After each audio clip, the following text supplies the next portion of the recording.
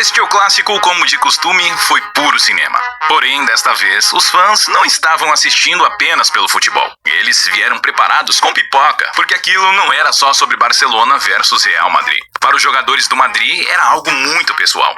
Tudo o que aconteceu antes da partida parecia uma novela completa. Porque no dia 24 de outubro, poucos dias antes do jogo, Lamine apareceu em um podcast e soltou a agora famosa frase, ouvida no mundo inteiro do futebol: eles roubam e ainda reclamam. Um ataque claro ao Madrid. E todo mundo sabia disso. A reação foi instantânea. Em questão de horas, torcedores do Madrid estavam furiosos. As redes sociais viraram um campo de guerra ainda maior que o normal. E as timelines foram inundadas com debates acalorados, edits zoando os clubes e escândalos antigos sendo ressuscitados. Casos de corrupção, teorias de arbitragem, tudo. O jogo nem tinha começado ainda, mas o caos e a toxicidade já estavam no auge. Então chegou o pontapé inicial. E, ironicamente, as palavras de Yamal pareceram motivar o Madrid ao invés de abalá-los. Mais ainda, o restante... Lamine tá falando muito e não tá fazendo nada. Acabou de jogar contra o Chelsea e não fez nada nesse jogo. Quem foi o melhor foi o Estevão. O Barça também entrou em campo extremamente ligado. Eles tinham que sustentar as palavras do Lamine, afinal. No geral, foi um jogo físico e caótico, mas ainda assim, de altíssimo nível. A única coisa, porém, é que Yamal, pela primeira vez em muito tempo, estava praticamente invisível. O jogador que tinha acabado de provocar o Madrid de um jeito que a maioria dos profissionais consideraria falta de profissionalismo, mal tocou na bola e não fez diferença nenhuma, a ponto de surgirem memes após o jogo dizendo que ele nem jogou. E pra piorar, depois do apito final, Dani Carvajal, capitão da própria seleção de Yamal, foi direto até ele e disse: "Você fala demais. Fala agora." Dá pra dizer que foi poético, brutal até, mas pra Yamal foi humilhante. A tal ponto que muitos fãs de futebol ao redor do mundo, não só torcedores do Real Madrid, não apenas zoaram Lamine e Yamal, mas também se juntaram para condenar seu comportamento de forma geral. Foi tão feio que Lamine e alguns companheiros deixaram de seguir Dani Carvajal no Instagram. Aparentemente, em questão de uma semana, Lamine Yamal passou de queridinho prodígio a jogador mais odiado do mundo. Mas, na verdade, se você olhar mais fundo, isso estava sendo construído aos poucos. Como exatamente chegou a esse ponto? Porque há um ano, essa versão de Lamine Yamal nem existia. Ele tinha seus críticos, mas era amplamente amado. Antes, nunca... Ele foi ficar assim, desse jeito, depois que ele veio ao Brasil conhecer Neymar.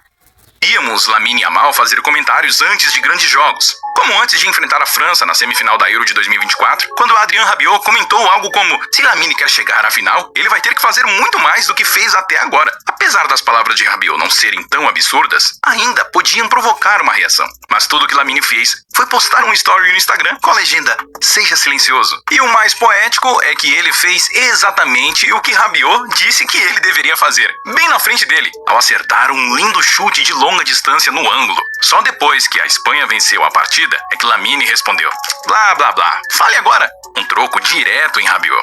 Só depois de entregar em campo, ele ia à internet responder aos críticos. Nunca com amargura, sempre com inteligência e classe. É por isso que tanta gente fora da torcida do Barcelona o amava. Ele tinha a aura de um garoto confiante, não arrogante, um talento geracional, mas ainda humilde. Mas por mais indiscutivelmente jovem e de nível mundial que Lamine Yamal seja, conforme ele melhora, naturalmente sua confiança também aumenta. Porém, este ano, muitos fãs começaram a notar que as coisas estavam passando um pouco do limite. E, com razão, a frustração dos torcedores do Real Madrid era altíssima. Não só eles perderam por 5 para o Barcelona na Supercopa da Espanha em janeiro, como na final da Copa do Rei em abril, quando parecia que o Madrid finalmente teria sua vingança. Um gol aos 84 minutos de Torres manteve o Barça vivo até Koundé marcar o gol da vitória aos 116 minutos, entregando ao Real Madrid mais uma derrota esmagadora de 3-2. Depois daquela final da Copa do Rei, Lamine disse: "O Real Madrid simplesmente não consegue nos vencer." E olha, ele estava certo. O Barcelona venceu, então eles podiam falar. Porém, foi depois disso que a percepção pública de Lamine Yamal começou a cair. O registro mais antigo que encontrei disso volta ao verão, quando ele jogava pela Espanha na Nations League. Como você deve lembrar, Lamine estava em forma incrível, mesmo tendo perdido para o Inter na Champions. Embora Rafinha tenha sido o melhor jogador do Barcelona na campanha da Champions, naquele confronto Rafinha também naquela época tava voando.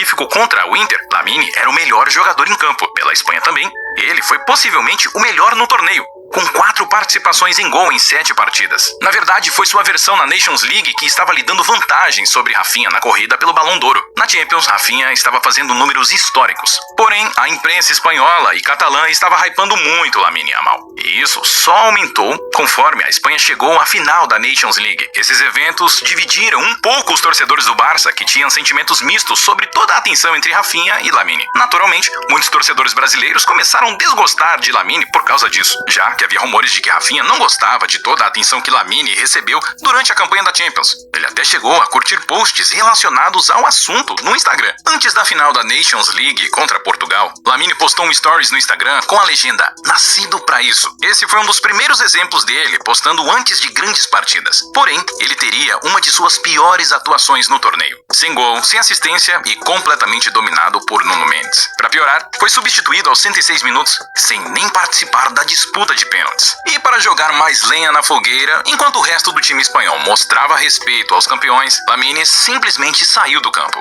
Para muitos que viram os vídeos após a partida, foi uma clara falta de Nesse dia também, Lamine não quis cumprimentar o Cristiano Ronaldo. espírito esportivo. De repente, o torneio que estava impulsionando Yamal à frente de Rafinha passou a ser diminuído como torneio amistoso. Agora, na minha opinião, apesar da falta de esportividade, Yamal ainda é só um adolescente. Perder uma final assim não deve ser fácil. E se colocar no lugar dele, é fácil entender por que agiu daquela forma. Não é tão sério assim. Mas desde então, ele começou a receber mais críticas nas redes sociais. Durante seu aniversário de 18 anos, naquele verão, muitos fãs, e especialmente da comunidade muçulmana, perceberam que Lamine Yamal estava passando um pouco dos limites. Lentamente, começaram a falar mais sobre seu estilo de vida. Comentaristas, podcasters e pessoas nas redes sociais começaram a questionar se a fama e a glória estavam subindo à sua cabeça. Porque até agora, toda vez que Lamine se hypou no Instagram antes de uma grande partida, ele acabou perdendo. No início de outubro, antes do duelo contra o atual campeão da Champions, o PSG, eles perderam por Eu acho que Lamine Yamal tem que fazer primeiro para depois ir para as redes sociais. E sim, além do podcast, ele também postou um stories antes da derrota no El Clássico. Naturalmente, quando você fala antes do jogo e perde, isso não só motiva o adversário, como também atiça os haters. Depois dos comentários no podcast, relatos da mídia espanhola afirmaram que vários jogadores do Real Madrid viram o vídeo antes da partida. Alguns supostamente até o repetiram no vestiário, com um jogador não identificado dizendo: "Ele perdeu o respeito que vem com o escudo". Durante o jogo, Vinícius Júnior provocou Lamine dizendo em espanhol: "Só toca", com Yamal respondendo: "Não entendo você". Mas o que piorou tudo e explodiu o ódio contra Lamine foi o fato de que ele quis partir pra briga, dizendo aos jogadores do Madrid: "Vamos lá fora". Isso fez muitos lembrarem de seu comportamento após a derrota para Portugal na Nations League. Essa rivalidade entre Real Madrid e Barcelona com esses jovens novos, pra mim, são tudo fraco. Os jogadores do Brasil são totalmente mais esquentados e os jogadores lá de fora é muito fraquinho pra briga. Depois deste El Clássico, sua imagem pública virou completamente. O mesmo talento geracional que era amado há um ano por sua humildade, agora era visto como arrogante, antiesportivo e mal perdedor, levando torcedores ao redor do mundo a dizer coisas como: "Ele precisa ser colocado no lugar". Assim, o prodígio que simbolizava pureza no futebol se tornou um novo vilão do esporte. Recentemente em campo, especialmente em grandes jogos, a forma de Yamal caiu um pouco. Nada dramático, mas o suficiente para alimentar a narrativa e os trolls. Talvez algumas chances perdidas ou jogos discretos, o suficiente para os fãs criticarem suas atitudes. E honestamente, eu entendo. Aos 18 anos, jogando nesse nível, você está mais confiante do que nunca. Nós nunca sentimos essa pressão nessa idade. Mas ainda assim, ele sabe o que está fazendo. Alguns meses atrás, Lamine era o Golden Boy. Ele quase ganhou o Balão d'Ouro. Tenho certeza de que se ele tivesse marcado ou vencido a final da Nations League, ele teria levado. Agora, depois de toda a reação negativa, Lamine está quieto nas redes sociais. Nada de legendas enigmáticas, nada de respostas, apenas silêncio. Ele está com fome para voltar ao campo e deixar o futebol falar por ele de novo. Assim, ele foi colocado no lugar. É engraçado porque, no ano passado, Vini Júnior provavelmente era o jogador mais odiado do planeta também. Chamavam ele de palhaço, exibido, caicai, chorão. E embora ele tenha culpa de parte disso, a diferença é que Vini recebia o ódio por suas atitudes em campo. Lamine, por outro lado, está sendo zoado pelas coisas que faz fora dele, antes e depois dos jogos. Você nunca veria jogadores como Mbappé, Haaland, Neymar, Messi ou Ronaldo falando esse tipo de coisa antes das partidas. Mas não entenda mal, eu não estou criticando. Ele ainda é jovem, ainda está amadurecendo. Espero que ele aprenda a equilibrar confiança e humildade como fazia um ano atrás. Ele basicamente ainda é um garoto. Mas o que está claro é que o esporte mudou. As redes sociais amplificam tudo agora. O elogio, o ódio e tudo no meio. Ao mesmo tempo, nunca tivemos um adolescente tão bom aos 18 anos, especialmente nesta era dominada por redes sociais.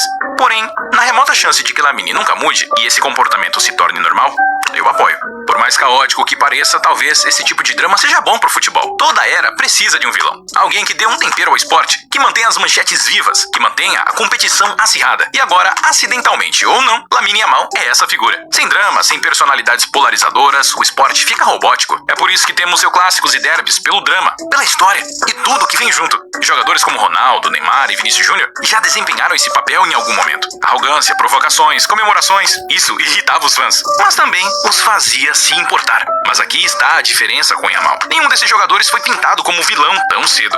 Então olha, se Yamal virar vilão, quem liga? Pra mim é entretenimento. Quanto mais ele fala, quanto mais ele posta, quanto mais ele dança, ele é tão bom que todo mundo quer ver o que ele vai fazer depois. E se ele vai continuar sustentando o que diz em campo. Deixa o seu like, se inscreve no canal, compartilha esse vídeo. Também se inscreve no canal Retro Futebol. E é nóis.